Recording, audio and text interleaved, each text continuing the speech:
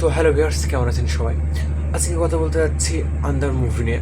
তো এই আন্ধার মুভিটির মধ্যে থাকতে চলেছে সিয়াম আহমেদ, চঞ্চল চৌধুরী, নাজিফা, মনোয়ার, আরও অনেক অনেকে। তো এই মুভিটি সম্পর্কে কে কি বলছে চলুন দেখে আসি। তো সবার প্রথমে সিয়াম আহমেদের পোস্টটি দেখে আসি।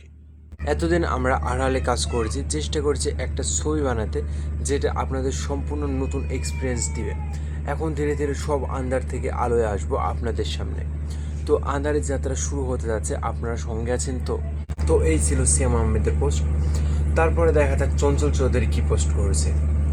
চঞ্চল চৌধুরী দাবি করেন যে অনেকেই তাকে হ্যান্ডসাম মনে করে, আমরা অবশ্যই ঠিক সেভাবে তাকে বড় পর্দায় দেখি নাই, সেটা চরিত্রের কারণেই।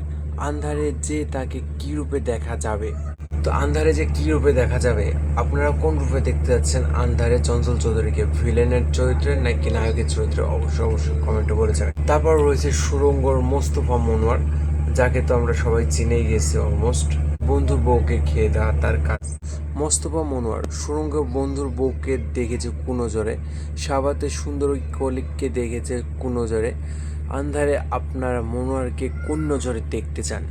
বহু আলোচিত আন্ধার মুভিটি আসতে চলেছে খুব শীঘ্রই, বাট পোস্ট প্রোডাকশনের কাজ অলমোস্ট 6-7 মাস আগেই শুরু হয়েছে, বাট এখন পর্যন্ত কোনো প্রমোশনাল কন্টেন্ট বা ট্রেলার বা পোস্টার কোনো কিছুই দেখা যায়নি।